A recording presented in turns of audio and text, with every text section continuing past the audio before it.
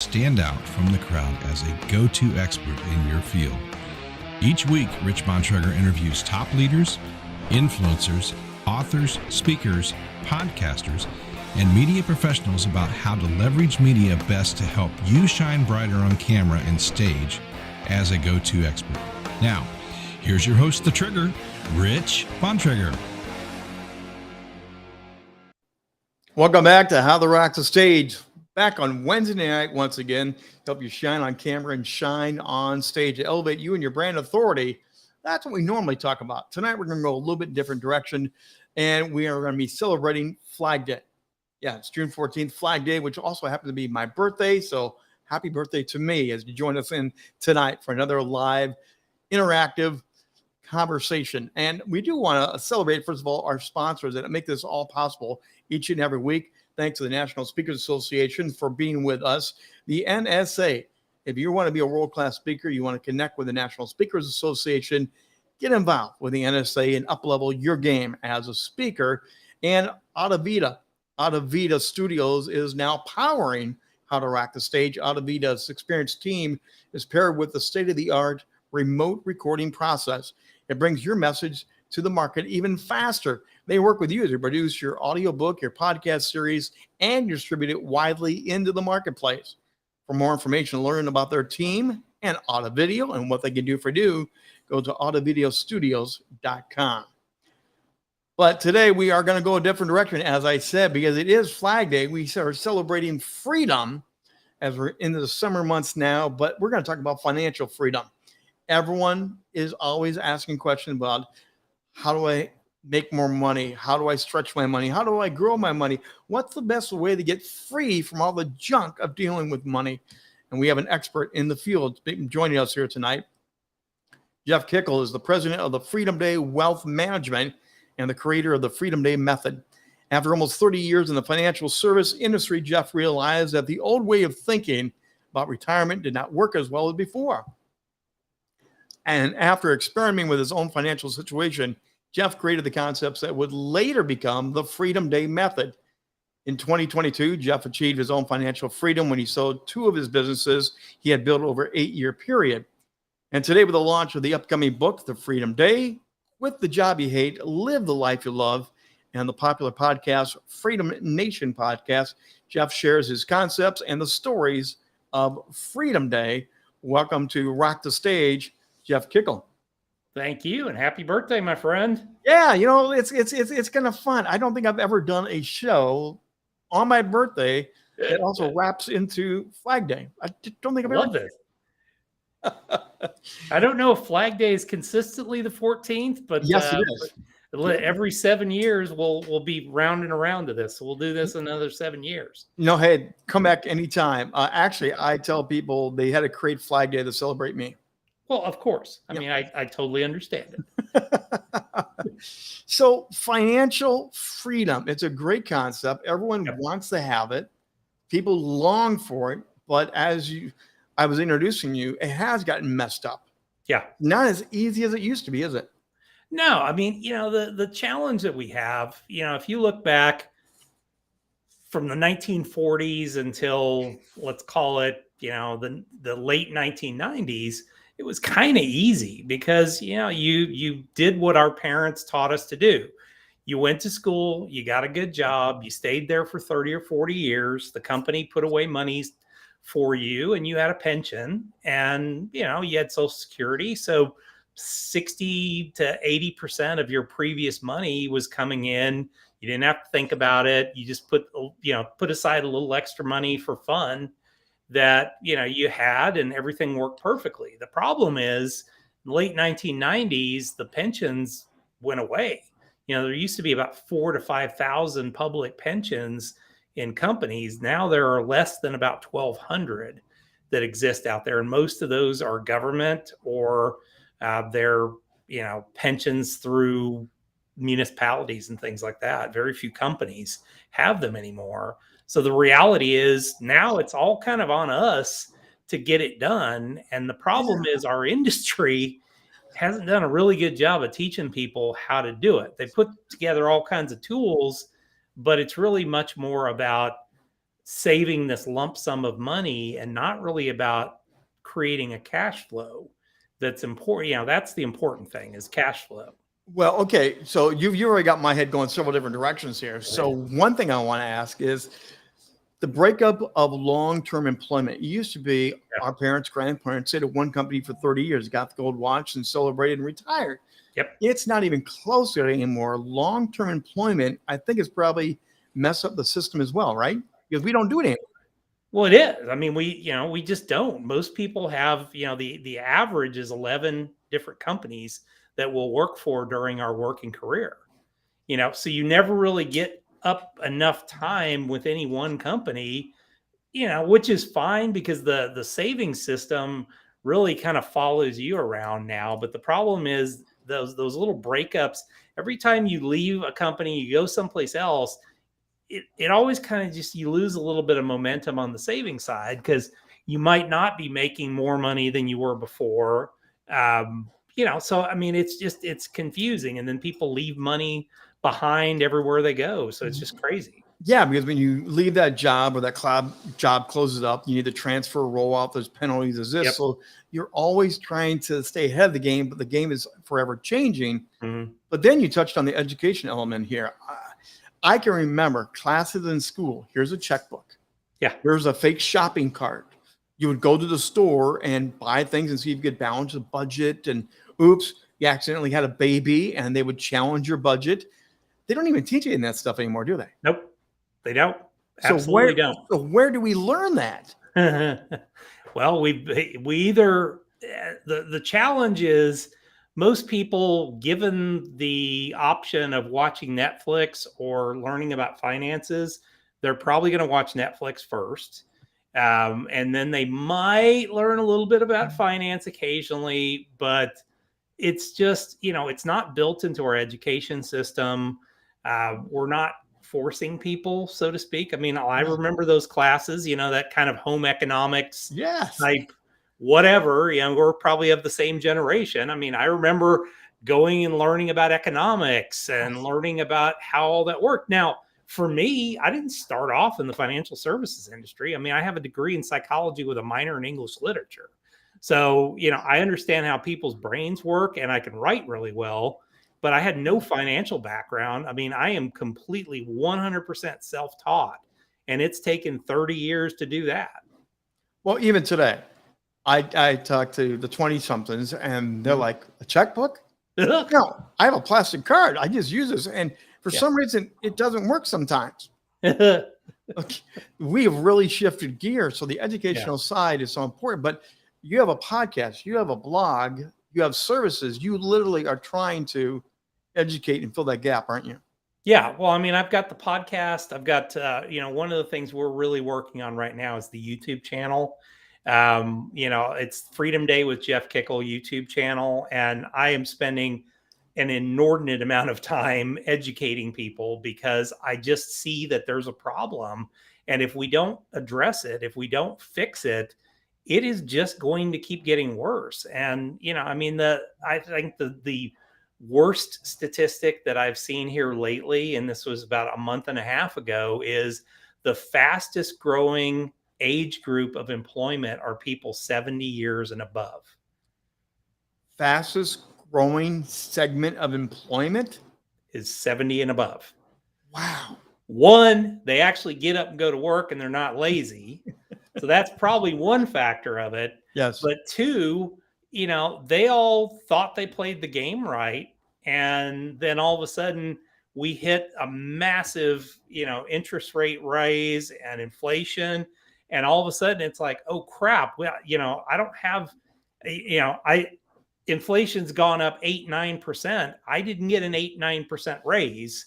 I might have gotten an 8-9% raise in my Social Security, but I didn't get it in my investments and everything else. So here you are talking about Freedom Day. So first of all, what is Freedom Day? Freedom Day is the first day you have a work optional lifestyle. You got up and you went to work and you didn't actually have to do it that day. So the difference between retirement, which is traditionally what we've talked about, yes, that's why Freedom Day happened. I started to see back in the mid 2000s, my clients, when I would start to talk about retirement, they would glaze over. And if they were older, they were like, oh crap, I didn't plan well enough. I'm going to work for the rest of my life, whatever, that defeatist attitude. And then my young ones that I was working with, they were looking at, well, I don't want to sit and work for 40 years, put money away. Then I have to downsize my house because they're looking at their parents and they're like, I've got to downsize my house, wear black socks and sandals, have one crappy car and take one cruise per year. And then that's going to be my life for the next 30 or 40 years. They're like, hey, I want to enjoy life. I want to go, I want to go live on the beach in Phuket, Thailand for a year. And I want to do all this. And that's what they did. And that whole long-term retirement thing just didn't work for them. No. So it happened kind of, I remember it was one client that I was sitting there and they were kind of in that defeatist mode. And, I can sit down with somebody. I've been doing financial planning for 30 years. I can sit down and look at somebody's numbers and go, oh yeah, you're going to be fine. And I, put together a plan for them and we looked at it and I said, you know what? You actually have your freedom day. And they looked at me kind of funny. And I said, you got up and went to work today and you didn't have to. And they had this big smile on their face. And I started using that term over and over and over again. And the big difference between retirement and freedom day is people feel like they actually have control. Now that's a big shift because right now, as we go into recession, possibly as we go through political unrest right now, the idea of being in control of anything, yes, it's such a scary thing. People don't feel like they have control, and you're trying to give them back. And this is something that they actually do have control over. This is something that, literally they can have this happen as quickly as they want. By using some just very simple steps. And I created what I call the Freedom Day method. And that was just simple steps. If you just do these things, you're going to get to Freedom Day as quickly as you possibly can. So studies have shown us most people are living paycheck to paycheck, even a little bit behind paycheck to paycheck. So how do you help them break the cycle of get out of that first? Because that's where so many people are just hanging on. Breaking that cycle has got to be step one, right? Yeah. Well, first thing you have to do is not be an ostrich, and you got to pull your head out of the sand. Now, some people would say pull your head out of someplace, but let's just say pull your head out of the sand. You've got to actually be, you've got to realize where you're at. And so step one of the process is you build a budget and you calculate what we call your MRI, your minimum required income. So literally it's go through the budget, see what you're spending money on, and see what it takes to run your life. Most people don't do that. They'll put together a budget because they think that needs to be some horrible thing. Well, you're just trying to figure out, what does it take to run my life? Not what does it take for me to way overspend, but what does it take to run my life within reason? So let me go back to, again, our home economics course that we went through, and they don't have anymore very often. We were also taught haves and wants, needs and wants. Have we lost control of that as well? Of course. Well, because we don't teach people this stuff. So, one of the things we teach when we're doing a budget, there's a very simple strategy. It's what's called the 50-30-20 strategy. So 50% of your money should be going towards needs. You have to have shelter, you have to have food, you have to have utilities. All those things are needs. Netflix ain't a need. I'm sorry. That's a want. So then 30% of your money should go towards wants. And this is the areas where you cut. It's really hard to cut the essentials. You just can't really cut them a lot of times. If I have a car payment, it's going to be X. If I own a home, my mortgage is going to be X. And I can't just go to the bank and say, hey, I want to cut that in half.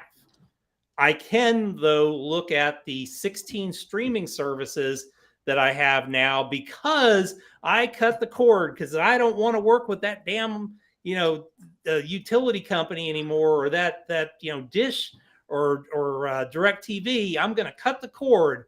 And then you start adding up all those streaming services that you have, and you end up with like double the price of what you had. Well, and even the streaming services are figuring out this is not sustainable because they're all going back together. People are conglomerating instead of being independent. They're all realizing this ain't working for us either. Nope. So everyone's reevaluating all the time, redoing. And when you have your first child, that's a major budget shifter because you live in diapers. Diapers are not cheap. Nope. So learning people to be flexible, make adjustments, that's a big part of this, isn't it? Well, it is. And it's also, the problem that people have is they think a budget has to be this unbelievably inflexible thing. We are humans. We make mistakes. We do stupid things. What I tell people is if you screwed up last month, fix it this month.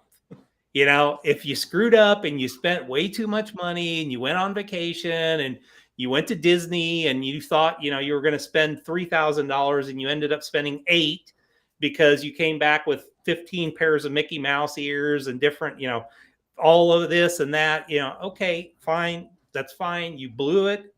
Stop, restart again, and then just keep focused on it. And so 50% of my money goes towards essentials.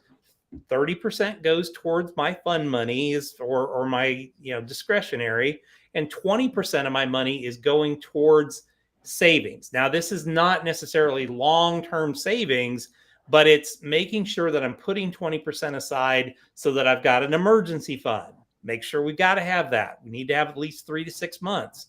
So a lot of that 20% at the beginning should go towards that. Once I've done that, then some of that money can be placed towards different assets that generate income down the road. Well, and then we haven't even touched on the fact that the amount of debt. Yep. So just getting out of the debt cycle, for some people, getting out of debt is Freedom Day. Yeah. I mean, I'm sure they're thinking, finally, I'm back at zero. Yeah. Because the debt rut is so powerful. So is there a pre-Freedom Day that you celebrate along the way? No. So here's it. So next thing. So, all right, we've already done something horrible because we forced ourselves to reality. We forced ourselves into reality. So we need to have some fun. So the next step in the process is we're going to build a bucket list. Why? Because we want to be able to reward ourselves along the way. Because this is where the big mistake happens in the traditional retirement world. Because the really rich people on Wall Street get to go do all this fun stuff because they have everybody's money. So they get to go to the Hamptons during the summers. They go to Florida. They do all this fun stuff because they have everybody else's money and they're making money off of that, while the rest of us idiots are working for a living. So we've got to do some things to reward ourselves along the way. And some of those things require money.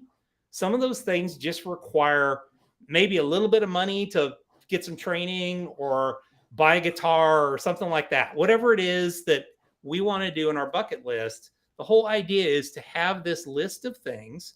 And what we do is we take that list and we prioritize about 6 months of those. We're going to work on these things over the next 6 months. Now, we've got the bucket list. Now we need to go to step 3, which is retraining your brain with a side hustle. So stop thinking paycheck, because we have this paycheck mindset. I get up, I go to work, somebody pays me. Now, if I want to make more money, I can go to work a lot more and work harder. And I'm just going to keep doing that. Well, there's a point where I run out of time. I run out of knowledge. I run out of career. I just can't go any higher. Mm-hmm. And I just hit a wall. Well, the only way around that wall is to create a little side hustle. So I want to get you thinking about not, I can't afford this, or I'm going to put it on a credit card. I want you to start thinking, how do I afford this? So we start getting them to do a side hustle. Maybe, as simple as go drive Uber.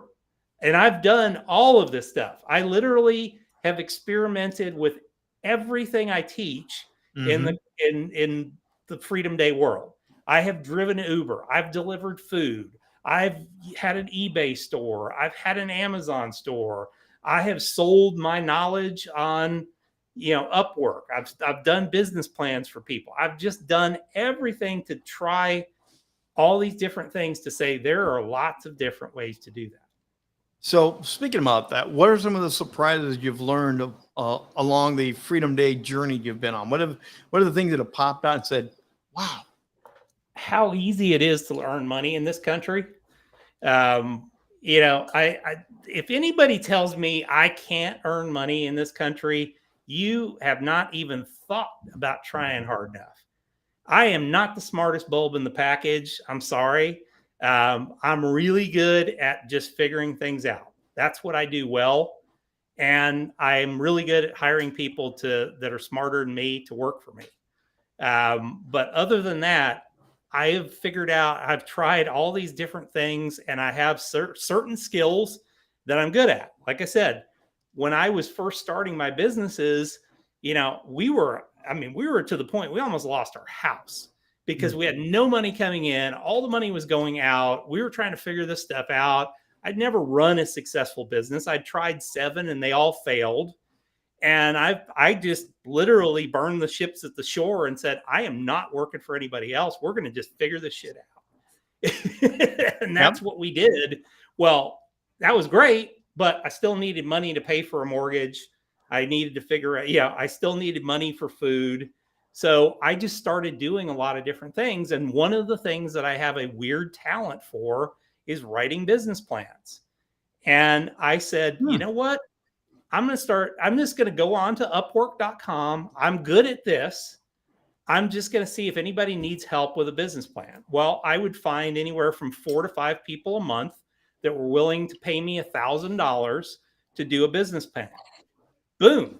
That was my $5,000 a month. That was enough for us to survive and pay our bills and pay, for debt and pay down a little bit of debt and keep saving a little bit and everything else. But, that was typically about 15 to 20 hours a month. And that stuff was just out there because the beauty of the internet is I'm not just trying to sell my services in this one little area in Texas. I could sell my services all over the country. And it was easy to find 5 people a month to do that. I would just apply to everybody that was looking for a business plan. So what other resources like Upwork are there? Because some people don't even know where to look. They don't even know what the potential is. What are some simple resources to say, go try these? And they're not going to cost you a bunch to get into. They're not going to take more from you, but the potential is there. You've got, I would say, 3 services. If you have any kind of skill, and I would tell you, even if you don't have a skill, a saleable skill, everybody's got some kind of skill that they have. You would be amazed. Just go out and see what people are selling their services out there. And you'll be amazed at, oh, well, I can do that. I know how to do that. I do this at work every day. I could spend a couple hours in the evening doing this type of stuff. So upwork.com, that is the largest freelance site in the world. Fiverr, so FIVERR.com, and also freelancer.com. So 3 sites that literally, and I just did a video about this on my YouTube channel, the 10 ways that you can make $1,000 in the next month. And so that one video, I'm like, I give you 10 different ways. And if you're not somebody that is into freelancing stuff, you can go out there, you can make $1,000 a month being an online reviewer. You basically go out and you work for companies that need help with like their UI, user interface on their internet sites and stuff like that. They pay people to do that. It's very easy to make at least $1,000 a month. Now, for a lot of people, $1,000 a month is a lot of money. That's a big kick. It's a big difference between, okay, we're surviving and, hey, we're actually thriving a little bit and we can maybe reposition some of this money for something else. So you've mentioned your YouTube channel. What's the name of the channel again? It's Freedom Day with Jeff Kikel. And you also have a podcast. Now, everyone Yes, here, sir. grab your phone, hit the QR code, learn more about this. But explain, what are you doing with your podcast? Because it's highly successful. It's, what I've done on the podcast, it's really two things. I share a lot of these things, once again, a lot of times I'll do something on the YouTube channel and I'll do it on the podcast as well. So it just depends on how people want to receive it. The one difference on the YouTube channel or on the podcast is I interview people that have done this stuff. And I've interviewed some of the coolest people ever that have done just crazy things. I mean, and people that you would have never expected. I've interviewed people that have gone from being like this high-end corporate person, and then they turned around and became a speaker bureau. You know, just blind dumb luck in some cases, or they just love something so much. I've got a really good friend. He's one of if you go to the podcast, or to the YouTube channel, you can actually see his name is Brad Barber. And Brad's a great example. He loved coffee, loved it. And he always said he really wanted to start a coffee place. Well, he ended up going to, he was working for a big restaurant company building restaurants, and they laid him off. And he was sitting there and he's like, you know what? I have this opportunity. He's in the middle of Iowa, so he's not really fighting with Starbucks or anything like that. So he opens this little coffee company that's turned into like 75 franchised coffee places all over the Midwest. Wow. And really hyper successful guy, but like the most down to earth human being you're ever going to meet, and just a great story. So I love those kind of stories, and I love sharing that, because I'm hoping there's that person that's sitting there in a cubicle dying a little bit every day that goes, well, heck, I like coffee too. Maybe I can do something like that. Or maybe I can reach out to Brad and start my own version of Cabin Coffee wherever I'm at. Love it. By the way, you talk about 3 different freedoms. Freedom Day is more than just financial. We've gone heavy on the financial, but time and intention. Can you briefly explain the other two? Well, so a lot of us don't realize that. I mean, a lot of people will go, oh, well, I don't have time to do all this. I've got kids and all this. We all have the same 168 hours a week. So let's say we work 40, we sleep 40 or 50. Just maybe you're a big sleeper. I sleep 4 hours a night. So I'm not a big sleeper. So I tend to use my time a little bit differently. Maybe you play with your kids or something like that, but you still have a good solid 30 or 40 hours a week that you could spend doing some of this stuff. You could spend, even if you're sitting, I'm somebody that can sit there and work and watch TV at the same time. So I do 2 things at a time. So that gave me my time freedom. That was the first freedom I ever had. That freedom happened on March 1st, 2016, the day that I quit my job and said, I'm done. I'm going to work for myself. And all of a sudden, I didn't ever have to be told where to be, when to be. I had my freedom. So I didn't have financial freedom yet, but I had time freedom. And that allowed me to be able to restructure my time so that I could focus on financial freedom at that point. So we have financial freedom. Yep. That's pretty simple. And we'll get to that as one of the final steps. And then we have freedom of intention. And this was the last one that I realized. And this actually happened. I realized this as I was getting my financial freedom, because I was like, there's got to be something more to this, because it was like this unreality. My partner came to me and said, hey, I want to buy you out of the business. We were kind of butting heads at that point. And I was like, you know what? It didn't really work for me right away, because it's like, okay, all of a sudden, what am I going to do? But I just happened to go to a work trip that I'd won a trip out to California, and I was there by myself. My wife didn't come, and I was sitting there for an entire week by myself in a room. And the first thing I got when I got there was a bucket list journal. And there was this guy named Ben Nemtin who had a YouTube, or he had a MTV show with his friends, and he was sharing about bucket lists. So they gave us a bucket list journal. So I was like, I don't have anything else to do. I'm not working. So I just started writing in the bucket list journal, and I built this list of 100 things. Wow. And that all of a sudden, when I had that done, I realized two things. One, this is the mission of the rest of my life, and I'm going to live my life intentionally and not just kind of live it as it comes. And two, you've got to put stuff out to the universe to be able to be successful. And here's why I say you have to put stuff out to the universe. Because number 23 on my list that I had just written was, I want to have a private concert with the Eagles, my favorite band of all time. They're keeling over left and right.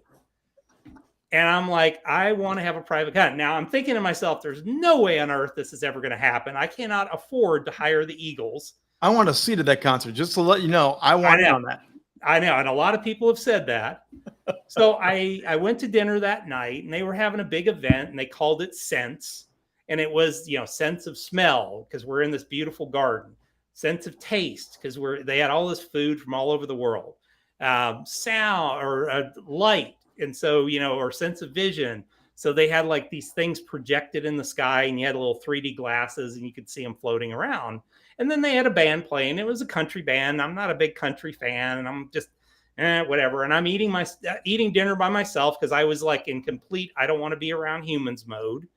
And some guy was over talking to me and all this. And out of the corner of my ear, I hear, all right, now the final thing for the evening, coming to the stage, Don Felder from the Eagles, my favorite Eagle of all time, who wrote my favorite song of all time, Hotel California, and a lot of the other early Eagles songs. Mm-hmm. So the very first thing I checked off my list was the thing I never thought would ever happen. So you have to put the stuff out to the universe, and you have to live life intentionally. And that's why I say you got to have the list, and you got to live the list. And that's not something you have to wait until you have financial freedom. You can do this stuff as you go, and it keeps you motivated. So intention matters in a lot of areas of life. That's fantastic. Absolutely. Jeff Kikel, it's been great to have you on here tonight. What's the best way to get a hold of you? We are going to share your social media and put that out there when we replay this. But what's the best way to find you and support you besides, of course, what we just put up on the screen? Certainly come to the podcast, go to the YouTube channel. We need our support. We need your support on the YouTube channel, folks. I'm trying to get to 1,000 subscribers in 60 days. So I need your support. Go to the YouTube channel. If you want to get a hold of me, easiest way is usually through LinkedIn. So just, linkedin.com/Jeff Kikel, or Instagram. I've got a big Instagram channel as well. Perfect. Jeff Kikel, it's great to have you here again. The president of the Freedom Day Wealth Management and creator of the Freedom Day Method. You want to follow up. You want to get to know him more. And again, we're celebrating June 14th, Flag Day, Freedom Day today. So, Jeff, thanks for being on here. And again, changing up how the Rock the Stage just a little bit for this week. It's the perfect time to have you on. Thanks for being here. Thanks, brother. Again, How to Rock the Stage every Wednesday night. And we do once again want to thank our sponsors, the National Speakers Association. The NSA makes this all possible. The National Speakers Association is celebrating 50 years in July. They're going to have a big celebration. Where else? In Orlando. The National Speakers Association. If you want to be a speaker, you want to elevate yourself as a speaker, check out the National Speakers Association in Adavita. Adavita is going to take this show tonight, and they're going to convert it into an audio podcast, and they're going to repost this on Thursday. It'll be streaming on multiple platforms again, like Apple. Adavita is an experienced team of individuals paired with state-of-the-art technology to help you record, bring your message to life. They work with audiobooks, podcast series, and much, much more. We are proud to be connected with Adavita and making things rock even better. We'll be back again next week, 7 o'clock Eastern Time. We go live for How to Rock the Stage. Again, our mission is to help you shine on camera, shine on stage, elevate you and your brand authority. Until next week, I'm the Trigger, Rich Bontrager. We'll see you then at 7 p.m. Eastern Time.